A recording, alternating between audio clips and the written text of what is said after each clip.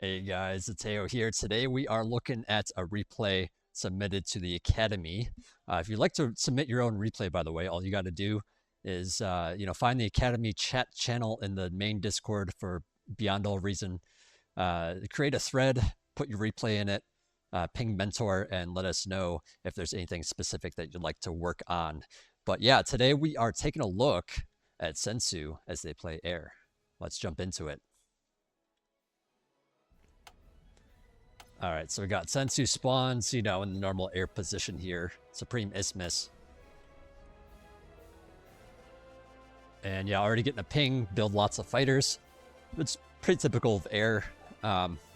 So I've looked over this replay already, and I want to say that I'm primarily going to look at the early game here and just tell you what you can do a little bit better, what you can work on, how do you build your economy a little bit faster, how do you manage your fighters, how do you manage your constructors and all that.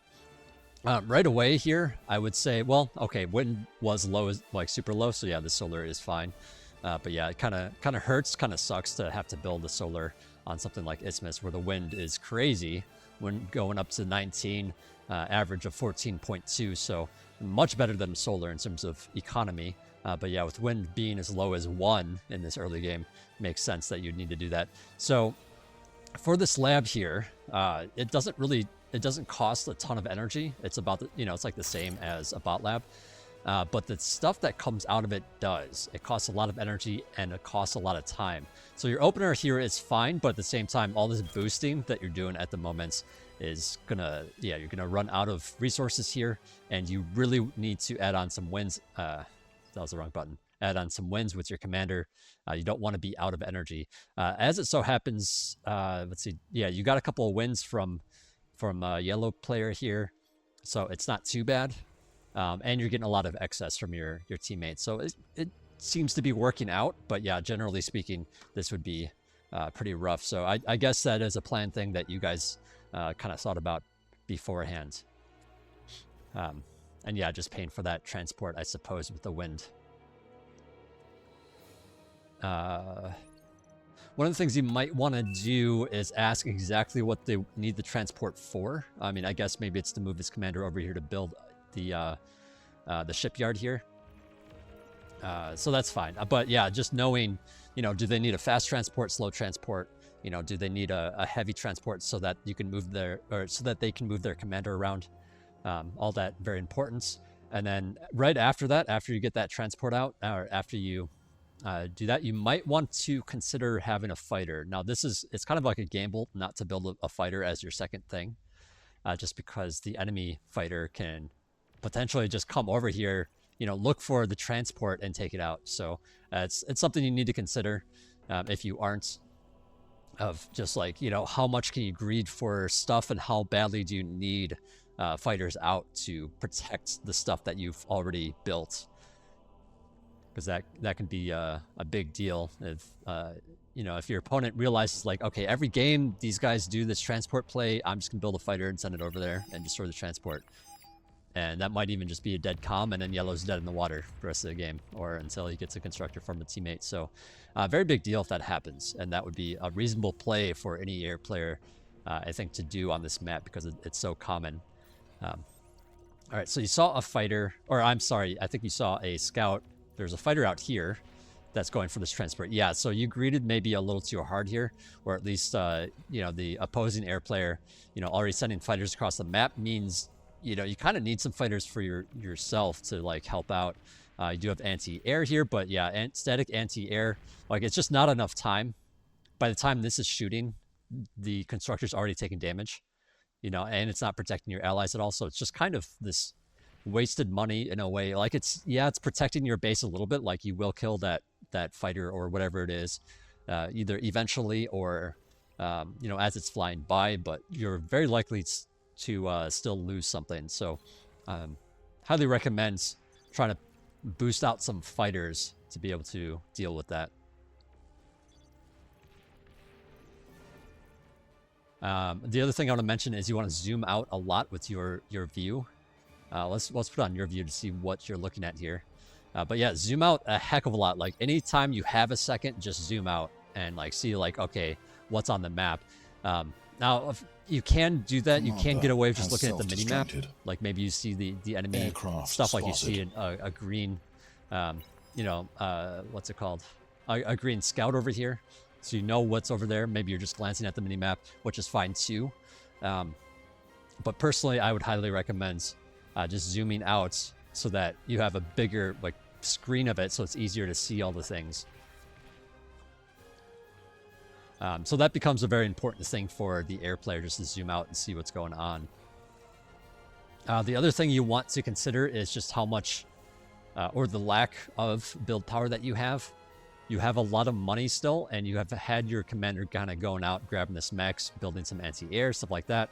That's 300 build power kind of wandering around out here. And, you know, air units take a lot of build time to build. And so, you really want to boost the lab because the lab's only got 100 build power on it. So, you know, you really want to keep your commander on that lab as much as possible and send your air cons or ground con. Like, even better, you can buy a ground con from the tech player, transport it over, you know, grab this mech with that ground con, maybe add on an early nano since you got some extra metal, and just, you know, use that to boost stuff out. Like, this is kind of a long time to have this, or a long time before you've built this construction turret. So just something to keep in mind.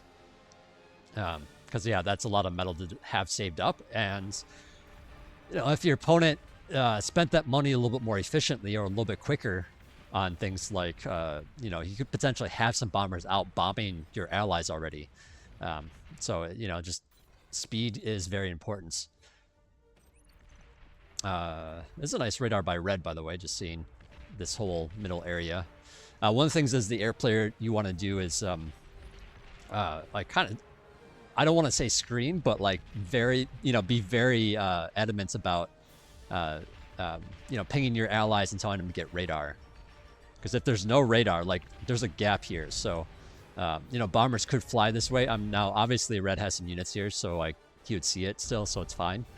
But if there weren't those units there, bombers could just fly around this way, you know, do some bombing on Red, and then come straight for you and bomb you. So, you know, it's something to keep in mind, to just have that vision so that you have more early warning to get your fighters into positions to defend against those bombings.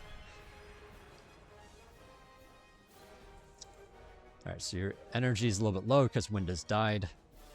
I mean, this is pretty typical. I mean, okay, so you slow building this con turret. I feel like that could have been faster. You're out of resources, so you don't actually need this at the moment, so I would cancel that. And yeah, it really, like, having more of these has to do with how much metal you have. When you have extra metal, if you need energy, just build on energy, right? That solves your energy issues, and then you can build con turrets or, you know, nanos to use up or help use up some of your metal. But since you don't have metal, you don't really have the economy to spend once this is done. So this isn't really going to do anything for you at the time, or at this moment, because you don't have the resources to spend from that.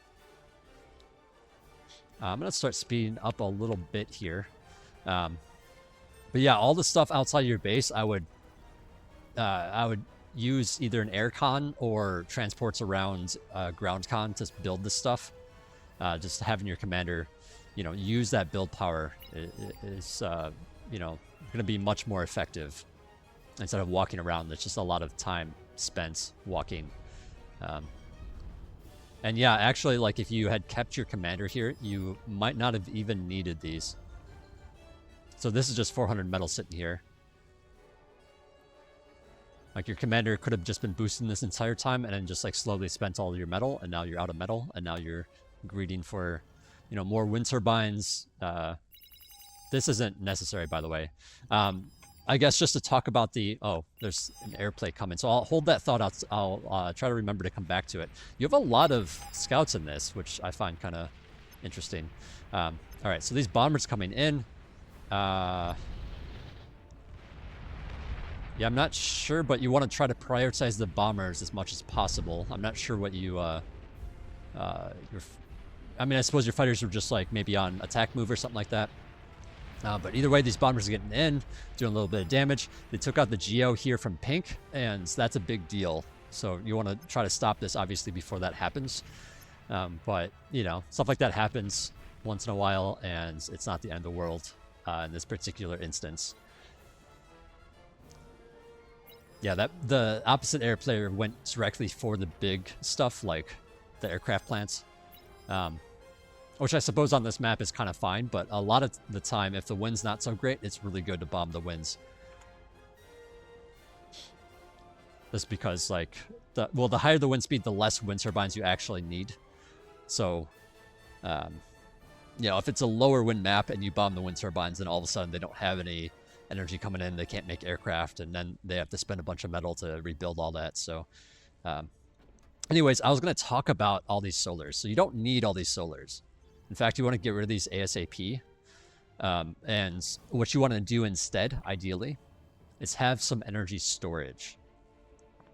So you put down storage so that anytime the wind dips down, you have plenty of energy to burn through. And that will allow you to get rid of these solar collectors.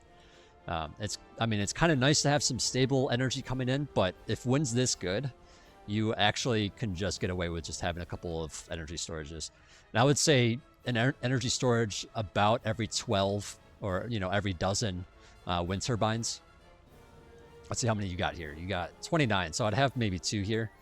And then, yeah, you can have some converters, but you don't really want to move the slider down if you have a lot of storage. You kind of want to have a lot stored up and just saved for later. It's not like your converters are going to convert, you know, any faster or anything like that because you move the slider down. That's more or less so that you're making sure that that's more or less so that if you have a big stockpile of energy, you convert it. You can convert more of it. So in the long term, you only get like some metal on that. You get like maybe 100 metal. And it's not really that big of a deal. Yeah. So right now I just saw you move it down actually. So this is kind of negating the fact that you have this storage because you're just like burning through it with your converters. So I would keep this slider high if you have storage. Anyways, let's take a look at what's going on here. I was curious about these scouts. Now, if you're building these scouts to potentially absorb damage, like maybe that works out. I'm not 100% sure on that. I haven't really tested around with that. But otherwise, I would say try not to build them because, you know, even though they're not that expensive at 51 metal, you know, it still cuts into your fighter production. Like that's metal that's not spent on fighters. So, generally speaking, having the fighters is better, especially if you're not going to use these to go across the map in scouts. I guess the other reason you might be thinking about or thinking of having scouts is because it seems like air units don't have the best line of sight, but they actually see a lot further when it comes to aircraft. Like there's a separate air line of sight. So bringing up this menu with I, we can see the line of sight is 210. The air line of sight on these fighters is 950, which is pretty significant. So you don't have to worry too much about that. Like, you know, this would be the width of the whatever it was 210. You know, but they can actually see like all the way out here or something. You know, it's like quite large. You know, yeah. So yeah, if this is 200, I guess, you know, like out here would be like 950 or I don't know, something like that. But yeah, I guess the point is it's a lot bigger, so you don't actually need these scouts with your fighters. Whoops, went a little too far with that. All right, so it's 14 minutes. Let's see, have you gotten a T2 yet? Let's see. Kind of bit suspended T1 fighters. Yeah. Where's my T2? Okay, so you are asking about it. That's great. You want to be asking about it when you don't get it for a while. Let's see. You mentioned something about paying the wrong person. Okay, so you paid pink. I would say it's helpful to ping your tech player or the person you're trying to buy from and just say like T2 please or something. And then show, you know, and then put the money in.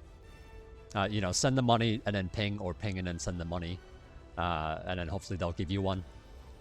It doesn't really matter that much who you buy it from. I mean, ideally from the tan players because they're closer, but since you paid pink, you know, it can be nice to just get one out and say like, hey, like I accidentally paid you. Can I have, can I have a con? And yeah, just like maybe a reminder if they seem to forget, because 14 minutes is kind of, it's pretty darn late. But yeah, anyways, you do have that constructor out. You're grabbing some stuff. Since you are behind, I would almost say, well, I mean, even if you are behind, what you actually should probably do is reclaim your lab so that you can put that metal from the lab into these mexes faster. You know, put all your build power, including your commander, into guarding this T2 guy and upgrade all the mexes quickly in your base. And you can even have your commander follow this guy around to upgrade this mex here.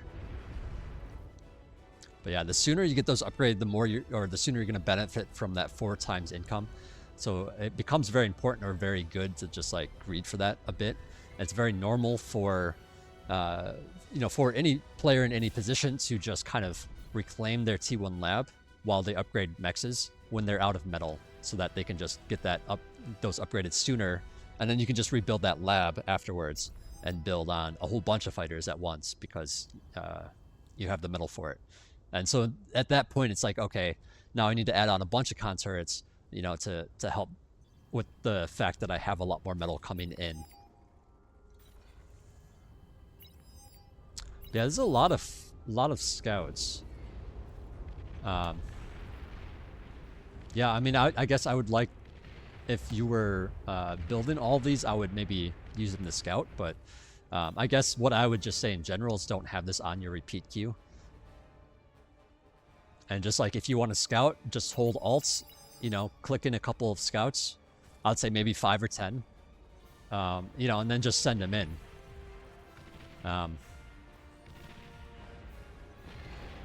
Yeah, it looks like Red lost his radar. I would maybe ping and say like, hey, can you rebuild that or something?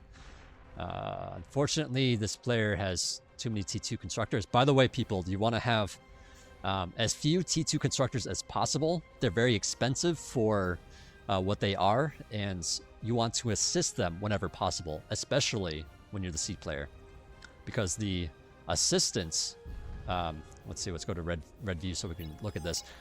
The naval engineer is actually the best assistant in the game. It gives you more build power than it costs, which is I think it's the only unit that does that. So these are extremely efficient when it comes to build power. So yeah, 700, 700 metal for 300 build power versus 190 metal for 200 build power. Yeah, so it's just a much better ratio, so try to assist your stuff with that. But yeah, since red is lacking a little bit of radar here, these ducks just kind of walk in.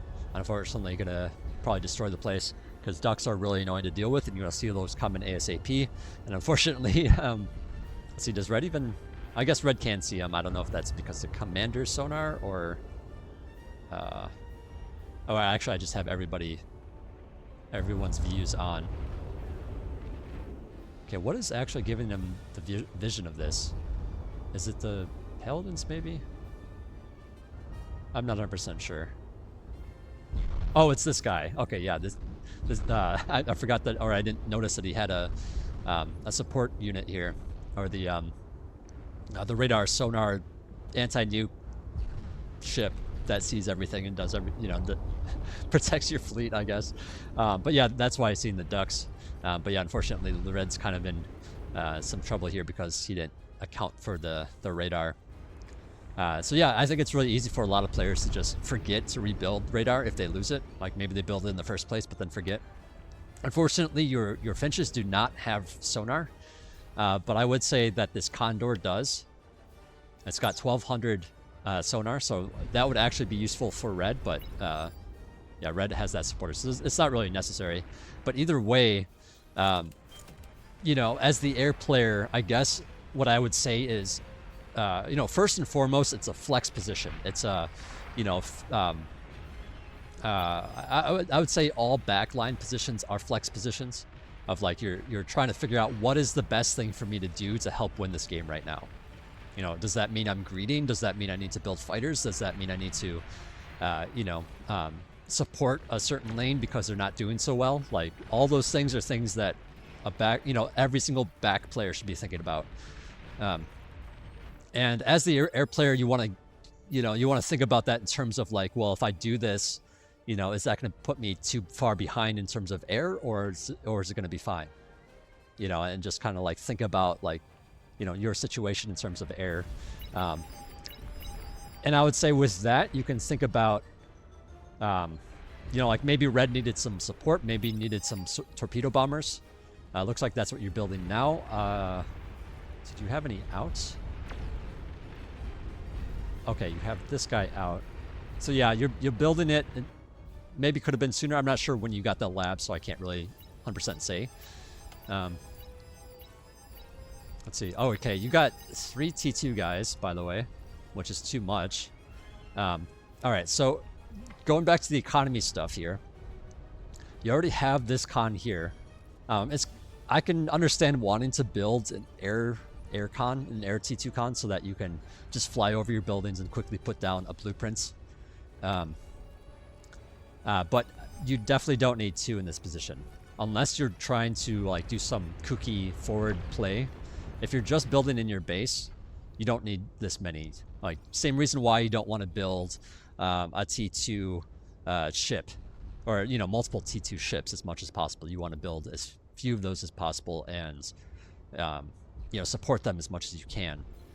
So in terms of that, I would say if you're just building at your base, try to rely on consorts more for your build power and get fewer of these cons. Like, one, it's fine to start blueprints, have the consorts finish the stuff, and you can just build everything in your base with just 1, or even just this guy if you maneuver him around a lot. So, you know, this is just kind of you know, an extra cost that you don't really need. It's, you know, 720 metal. It's not nothing, I guess, is what my point is.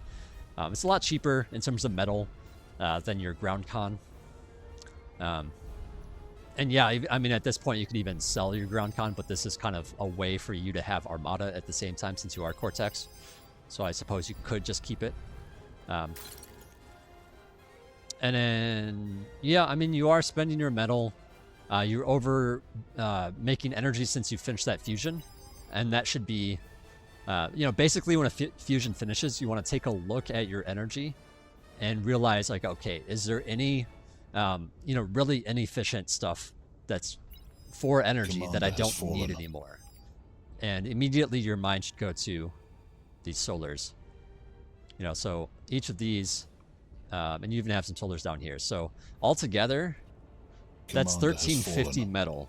That's a lot of metal to be just sitting here only producing 18, you know, or I should say 180 energy. That's like nothing compared to this fusion.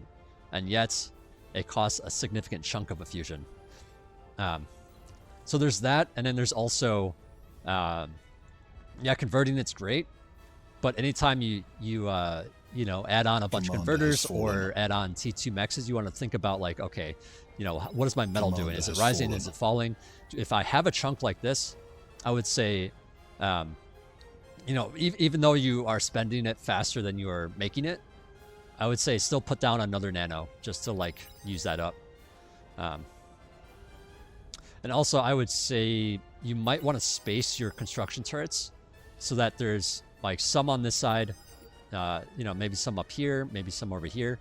And that way, like, hopefully they're all hitting the lab. Like, that's kind of like the big, you know, of course you want them to all hit the lab, but that allows you to spread out your wind turbines and have them assist those wind turbine constructions. Wind turbines are actually more efficient than fusions around, I think it's like 10 or 11 wind speed.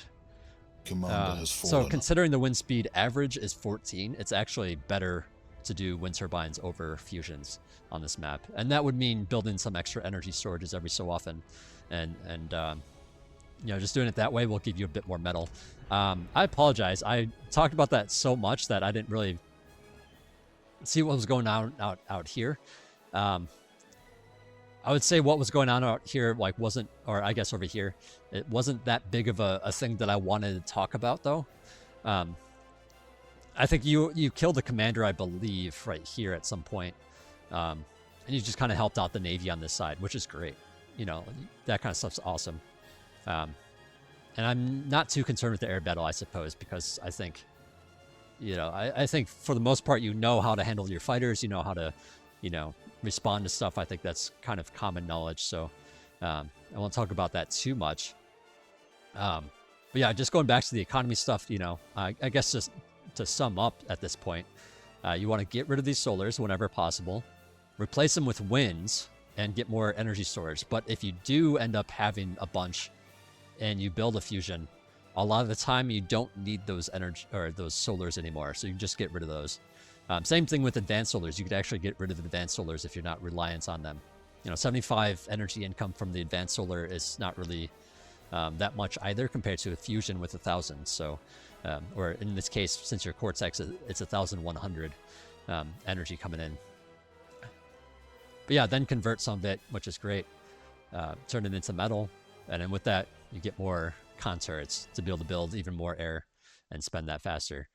Part of the reason why you want to spend a little bit harder than breaking even, or I should say, let me put it this way. If you have, say, 50 metal coming in and you're spending 60 per second, I would say maybe even get another, like, one more conturret. The reason for that is there's time in which, like, the unit is leaving the factory and the conturrets are sitting there doing nothing. So that gives like a moments where your metals start building because you're not spending it on building stuff at the moment. So, having a little tiny bit extra build power is actually a good thing to help you spend that metal. And then I guess the other thing I want to mention, not that it was necessary in this match, but one of the things that you can do to help your economy out in the later T2 portion of the game is, like, once you like, if you want to build a fusion, you can reclaim your lab, either the T1 lab or the T2 lab, to get a chunk of metal, and then you can just have the build power necessary to build these fusions faster, build these converters faster, build these mexes faster, essentially. So, like, the sooner you get those up, the sooner you can benefit from them. And if you're spending half your resources on a fusion and half your resources on a unit, that might be fine, that might be good for the situation, but just to point out that you can potentially get that fusion going faster and the converters faster, so that you can benefit and get that extra metal to be able to produce a lot more units later on. So little things like that can certainly help out. So hopefully I've given you enough things to think about in this review. This is mostly about the early game. And again, just to point that stuff out, mostly about just, like, don't move your commander out here because that's a lot of walking. Instead, you want to keep your commander build power, with 300 build power, that's kind of a lot. Considering your T1 lab only has 100, that's a lot of build power that you're missing out on just by walking so far. So try to keep him on the lab, try to build this stuff outside your base with your air cons or with a ground con. Now, the reason why you'd want a ground con over an air con is because the air cons don't have that much build power for their cost, and they take a long time to build. So you're sitting there just, like, building it, and it finally comes out, and then the build power from it is kind of crap anyways. So it's not even, it's just not a great way to use your lab, because it takes so long in the early game to build air cons. So it's a little bit better to just buy a ground con from an ally when possible, and then get them over here ASAP, upgrade this mechs, maybe build a con turret, and then start building a bunch of wins with it. And then that way you can, really crank out the stuff from your lab right away, in terms of either fighters or scouts or transports or whatever you want to do. And then start really going into your economy in terms of wind turbines and converting it. Yeah. Or, I mean, I guess, yeah, I would say, I guess, just to speak a little bit more on that, to go over that a little bit further. On a lot of maps, wind speed's not this good, and it's can be better to just not overbuild wind turbines. Just to put this out there, sometimes it's better not to overbuild it and convert it. In this case, because wind is so high, it's totally fine because wind is high enough that you can like just keep making winds and have it like just scale for the late game. In fact, instead of these fusions, what you could do instead potentially, and this is actually going beyond the scope of what I actually wanted to say in this review, but one of the things that you can do to really help your economy going on this map in particular, because wind speed's so high, um, once you start upgrading your T2 mexes, and if you space out some of your con turrets, you can just build like large amounts. Well, it's not a square. You can build like large amounts of winds like around your base within the con turret range and have them build all really quickly. And then you can even build some extra T1 constructors to just like scale some wind somewhere else. Like you can make like a stack over here or something. Or maybe you want to build a stack in the corner where it's even harder for them to be attacked, and so they're out of the way. Things like that, because the wind turbines are more efficient than the fusions, and in fact, they're even more efficient than an Aphis on this map. An Aphis and wind break even around 12 wind speed when it comes to cost. When it comes to time, though, wind turbines take a heck of a lot longer.